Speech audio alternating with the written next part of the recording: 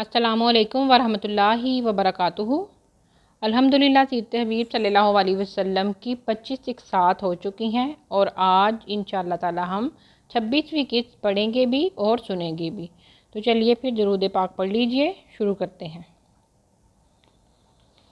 ہمیں جب کسی ایسے شخص کے متعلق علم ہوتا ہے کہ اس نے اپنا اتنا کلو وزن کم کیا ہے تو ہم فوراً اس سے یہ جاننا چاہتے ہیں کہ آخر وہ شخص کیا کرتا ہے، روزانہ اس کی کیا روٹین ہے۔ اس دنیا کے لیے ہم اتنی فکر کرتے ہیں، حالانکہ یہ عام سے انسان اور عام سے لوگ ہیں۔ یہ جو ہم سیرت النبی صلی اللہ علیہ وسلم پڑھ رہے ہیں، یہ ان عظیم انسان کی سیرت ہے جن کو مقام محمود عطا کیا جائے گا۔ مقام محمود سب سے بلند تر مقام، یہ ملے گا حضرت محمد صلی اللہ علیہ وسلم کو۔ تو پھر غور کیجئے کہ ہم کتنی عظیم جو ہے وہ چیز پڑھ رہے ہیں، اور ہم سیرت بھی انہی محمد صلی اللہ علیہ وسلم کی پڑھ رہے ہیں۔ اور ہم کیوں نبی صلی اللہ علیہ وسلم کی سیرت پڑھ رہے ہیں؟ اللہ تعالیٰ نے قرآن پاک میں فرمایا ہے، یقیناً تمہارے لیے رسول اللہ صلی اللہ علیہ وسلم میں عمدہ نمونہ موجود ہے، ہر اس شخص کے لیے جو اللہ تعالیٰ کی اور قیامت کے دن کی توقع رکھتا ہے، یعنی کہ امید رکھتا ہے اور بکثرت اللہ تعالیٰ کی یاد کرتا ہے، کیونکہ اللہ تعالیٰ نے سیرت کو ہمارے لیے عمدہ نمونہ قرار دیا ہے۔ تو اس سیرت کو معمولی مت سمجھیے گا، جس چیز کو اہمیت دی جائے اسی کا فائدہ حاصل ہوتا ہے۔ تو محبت اور ادب سے، عاجزی سے اس مبارک سیرت کو پڑھیے اور لے لیجئے جو آپ کو دیا جا رہا ہے۔ چلیے اب آگے پڑھتے ہیں۔ نبی صلی اللہ علیہ وسلم کی حلف الفضول میں شرکت۔ حلف الفضول کا واقعہ حرب فجار کے بعد پیش آیا۔ فجار وہ جنگ تھی جس میں فریقین نے مائے حرم کی حرمت کو پامال کیا تھا۔ اس جنگ میں ایک طرف کنانہ اور قریش تھے اور دوسری جانب قیس تھے۔ اس جنگ کا سبب یہ تھا کہ قیس کے ایک شخص کو قتل کر دیا گیا، تو انہوں نے اپنے حلیف قبائل کو جنگ کے لیے بلایا، اور جب اس فاجرہ جنگ کا اختتام ہوا، کیونکہ اس کا تعلق جاہلیت کے عمل سے تھا، تو قریش نے حلف الفضول کے لیے بلا بھیجا۔ حلف الفضول کا سبب یہ تھا کہ یمن کے شہر زبید سے ایک آدمی مکہ میں اپنا سامان تجارت لایا۔ مکہ کے ایک شخص عاص بن وائل نے اس کا سامان خریدا۔ عاص بن وائل مکہ میں ایک بااثر رئیس تھا، چنانچہ اس نے مال کی قیمت ادا کرنے سے انکار کر دیا۔ زبیدی نے ہر طرح سے اپنے حق کا مطالبہ کیا، لیکن وہ کامیاب نہ ہو سکا۔ اس کے بعد اس نے قریش کے مختلف قبائل سے بھی مدد طلب کی، لیکن ہر ایک نے عاص کے خلاف اس کی مدد کرنے سے انکار کر دیا۔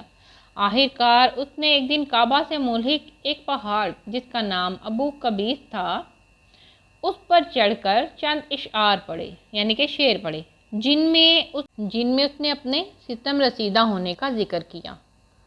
اس کے ان اشعار کے سنتے ہی زبیر بن عبد المطلب اٹھ کھڑے ہوئے اور کہا کہ یہ شخص بے یار و مددگار کیوں ہے؟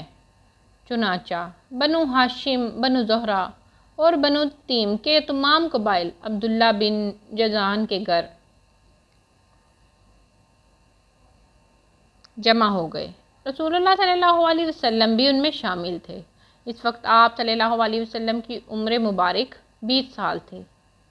عبداللہ نے ان سب کی دعوت کا اہتمام کیا، اور ان سب قبائل نے وہاں حرمت کے مہینے ذی قعدہ میں ایک معاہدہ کیا اور خدا کی قسم کھا کر بیک زبان کہا کہ وہ سب مظلوم کی مدد کے لیے ظالم کے خلاف ایک ہاتھ کی طرح متحد رہیں گے اور مظلوم کی داد رسی تک چین نہیں لیں گے۔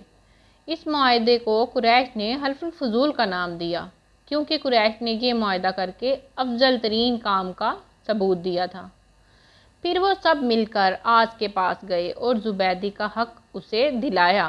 اس پر زبیر بن عبد المطلب نے یہ اشعار کہے تھے، جن کا ترجمہ یہ ہے۔ حلف الفضول کے شرکا نے قسم اٹھا کر معاہدہ کیا ہے کہ آج کے بعد کوئی ظالم مکہ میں نہیں ٹھہر سکے گا۔ اس بات پر سب نے بالاتفاق عہد کیا ہے۔ चुनाचा इनमें हमसाया और मेहमान के लिए सलामती है। रसूलुल्लाह सल्लल्लाहु अलैहि वसल्लम ने इस मायदे के मुतालिक फरमाया था कि मैंने अब्दुल्ला बिन जदान के घर ऐसे मायदे में शिरकत की है कि मुझे उसके बदले में सुर्ख ऊँट भी पसंद नहीं।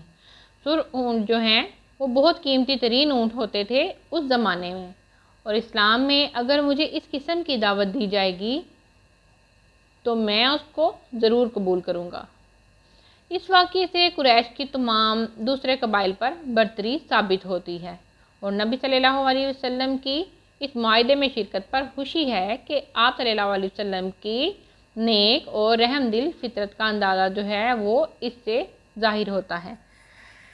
कमाल नबी सल्लल्लाहु अलैहि वसल्लम का एक और मज़हर। आज हरम में बहुत हलचल थी। तमाम कबाइल के सरदार भी मौजूद थे और अफराद भी, और सब शदीद गुस्से में थे। ऐसा महसूस होता था कि अभी सख्त तरीन खून हराबे वाली जंग शुरू होने ही वाली है। ऐसा क्यों था? दरअसल सैलाब की वजह से खाना काबा में पानी भर गया था और इसकी दीवारों को शदीद नुकसान पहुंचा था। तो कुरैश ने एक लंबी मुशावरत के बाद तय किया कि काबा को दोबारा तमीर किया जाएगा, और इस काम के लिए ये फ़ैसला किया गया कि तामीर के लिए जो रकम इस्तेमाल होगी वो हलाल ही होगी, और हर दीवार को गिराने और तामीर करने का काम हर मुख्तलिफ कबाइल के दरमियान तकसीम किया गया। जब काबा की दीवारें बुलंद हो गईं तो जब हजरे अस्वद को इसकी जगह पर नस्ब करने का वक्त आया तो इस बात पर तमाम कबाइल के दरमियान शदीद इख्तलाफ पैदा हो गया कि हजरे अस्वद को उसके मुकाम पर नस्ब करने की सआदत कौन हासिल करेगा। हर कबीला ये चाहता था कि ये एजाज़ उसी के हिस्से में आए। तो इस बात पर शदीद सूरत हाल पैदा हो गई थी। हजरे अस्वद को रुकन यमानी के मशरक़ी जानिब नस्ब किया जाना था। बिलाहिर अल्लाह ताला ने एक शख्स को इल्हाम किया तो उसने कहा, ऐसा करते हैं कि इस बात का फ़ैसला वो शख्स करेगा जो कल सबसे पहले बाब सफ़ा से दाखिल होगा। आगे क्या हुआ ये हम अगले हिस्से में इंशाअल्लाह ताला पढ़ने की सआदत हासिल करेंगे, और एक और खुशखबरी अगले हिस्से से ही बाकायदा नबूवत के लिए वही के आगाज़ का भी ज़िक्र हम शुरू कर देंगे। हम अब सीरत के दूसरे हिस्से में दाखिल हो जाएंगे इंशाअल्लाह ताला। तो ये जारी है इंशाअल्लाह। आगे हम सूरतुल हदीद की आयत शेयर करेंगे और उसके बाद इंशाअल्लाह इसकी अगली किस्त जो है वो आपके साथ शेयर करेंगे। आपको अगर आप चैनल पे नए हैं तो इसको सब्सक्राइब भी किया करें, और जो कमेंट करके भी बताया करें कि आप सुन रहे हैं, अपनी हाज़िरी को यकीनी बनाया करें और इसको दूसरों के साथ शेयर भी किया करें। तो आपके कमेंट्स का भी मुझे इंतज़ार रहेगा, तो कमेंट्स करके ज़रूर बताया करें। तो और आप लोग जो हैं ज़रूर इसको शेयर भी किया करें, क्योंकि नेकी जो है वो फैलाना वो बहुत ज़्यादा ये हम लोगों के लिए सदका जारिया की बात होगी। तो अल्लाह ताला इसको हमारे लिए और आप सबके लिए सदका जारिया बनाए और इसको कबूल फरमाए। अस्सलामु अलैकुम व रहमतुल्लाहि व बरकातुहू।